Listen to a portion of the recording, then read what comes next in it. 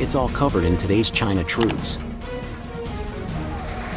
In the pre-dawn hours of July 1st, 2025, a thunderous roar broke the stillness near Wanzhou, along the upper stretches of the Yangtze River and just upstream of the Three Gorges Dam. A massive chunk of a mountain gave way, triggering a violent landslide. A wave of earth, boulders, and uprooted trees surged down the slope, burying citrus farms and severing rural access roads to homes squeezed between the mountain and China's longest river. By sheer luck, there were no fatalities, but the devastation, strewn debris, and isolated villages served as a chilling warning of the consequences of treating the reservoir's water levels like a faucet. Geologists weren't surprised. This was yet another scar on the unstable 600-kilometer belt surrounding the Three Gorges.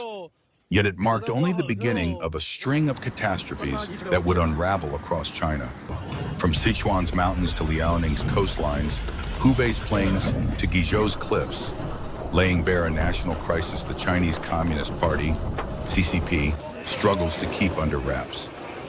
That summer, nature's fury collided with human error. Unrelenting rains, sudden dam discharges, and record-breaking floods transformed 2025 into a season of misery. Over 329 rivers surged past danger thresholds.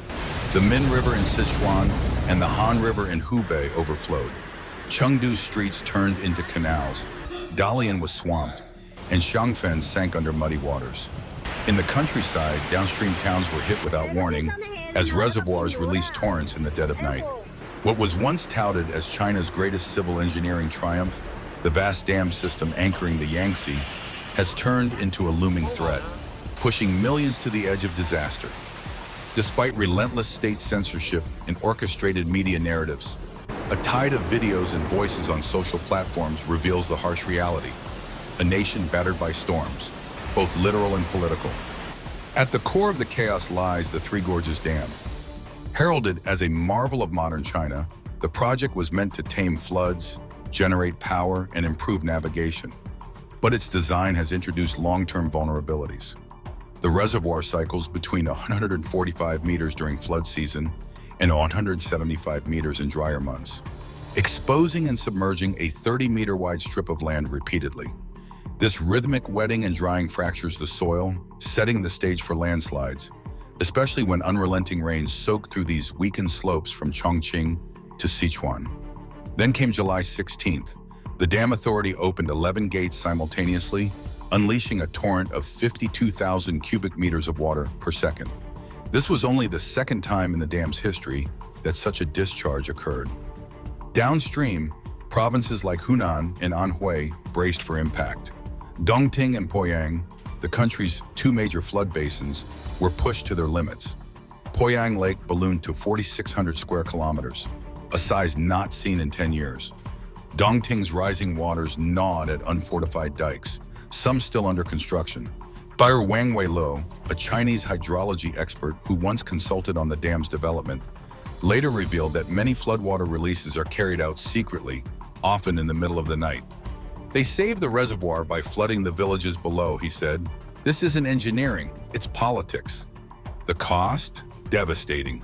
In Hubei's Shancheng County, 315 millimeters of rain fell in just 12 hours between June 30th and July 1st. The streets became rivers nearly 3 meters deep. Cars floated like driftwood, bridges buckled, and 18,000 people fled their homes. Among them was Ms. Li, a traditional medicine vendor, who wept as she watched her entire stock, years of work, float away. Ms. Chen, a young resident, barely escaped after her newly purchased car was swept downstream. But the destruction doesn't end with floodwaters. The dam traps sediment, reducing its storage capacity and forcing premature water releases during heavy rain. Downstream, riverbeds deepen unnaturally due to the lack of replenishing silt, drawing seawater inland and making tidal surges more severe. In dry seasons, the dam's turbines fall silent, cutting electricity output. In wet seasons, fish farms are buried under silt-heavy torrents, and riverside tourism collapses as docks and boats are stranded or wrecked. The economic toll snowballs. Provincial funds are drained, infrastructure projects stall, and displaced communities are dumped in makeshift hillside towns still vulnerable to the very floods they were moved to escape. The floods of 2023 have spiraled far beyond a mere act of nature. They've exposed a deepening social and political fracture in China. In the coastal city of Dalian, Liaoning province, relentless downpours from July 1st to 4th dumped 146.9 millimeters of rain, submerging entire streets, filling underground garages like bathtubs, and, bizarrely, sending fish swimming into elevator shafts. One stunned resident captured 7,649 lightning strikes in a single night, describing the storm as the most terrifying Dalian had ever seen.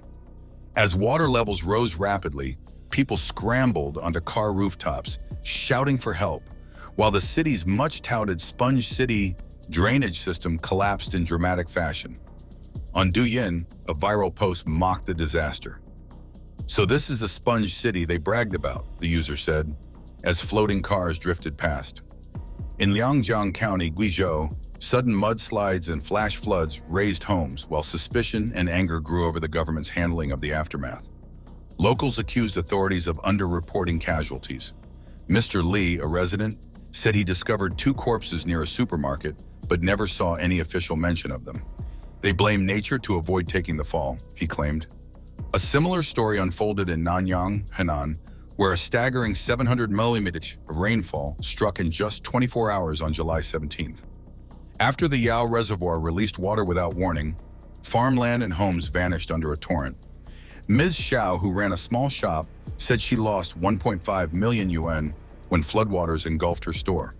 "No alert, no warning, everything we worked for was swept away overnight," she sobbed. Social media lit up with outrage, but critical posts vanished almost as fast as they appeared. Images of officials staging photo ops, wearing life vests and posing on inflatable boats in ankle-deep water, were mocked as rescue theater. Faith in the government crumbled as whispers grew louder, accusations of secrecy, image management, and sacrificing communities to protect dam infrastructure. "They let the flood swallow our villages so they could protect that reservoir," a woman from Baoji, Shanxi, fumed online. Behind the rising waters, a darker force churned, the state's propaganda machine. The Chinese Communist Party, CCP, tightly restricts any mention of dam safety, water levels, or casualty figures. Live streams showing reservoir discharges are abruptly shut down. High-ranking leaders like Vice Premier Zheng Guoqing remain conspicuously absent from disaster zones. Analyst Li Lingyi observed a shift in leadership behavior. While past leaders like Hu Jintao and Wen Jiabao made personal visits to flood-stricken areas, Xi Jinping has remained largely invisible during these emergencies.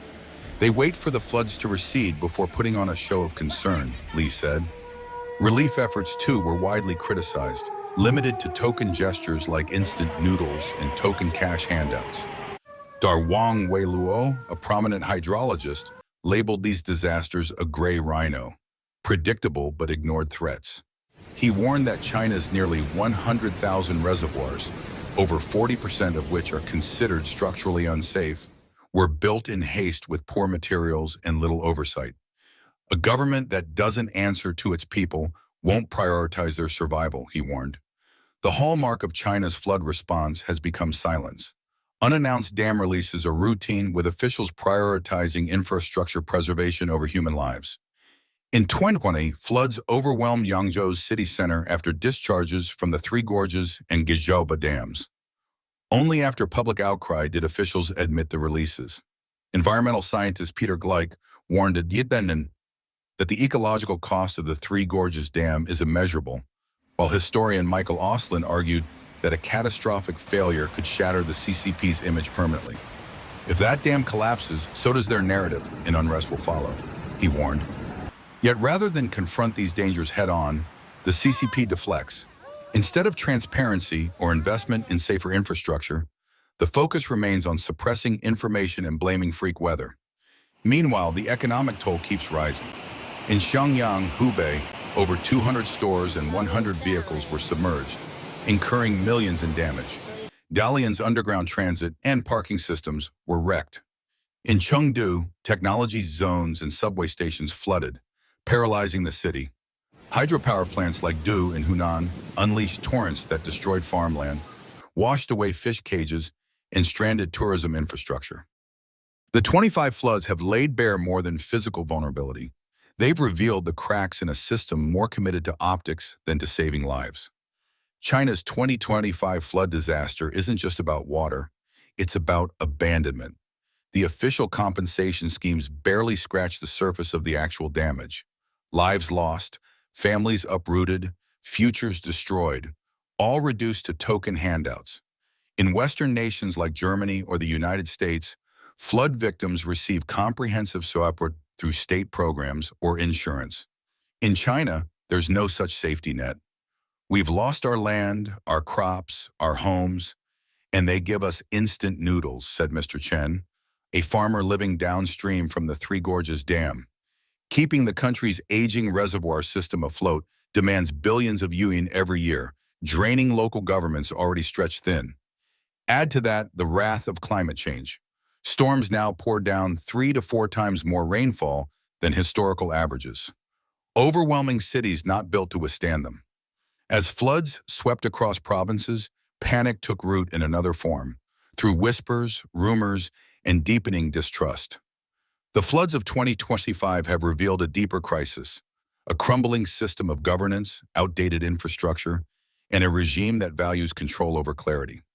Experts have issued urgent calls for reform, restore natural floodplains, publish real-time data, modernize drainage systems, and offer direct, timely compensation to those affected.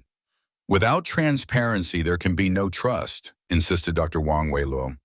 But China's development machine runs on contradictory goals: low-cost hydropower, profitable fish farms, lakeside resorts, often at the expense of public safety.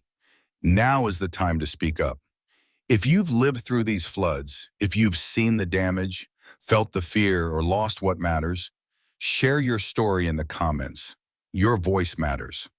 Please share your thoughts in the comments section below.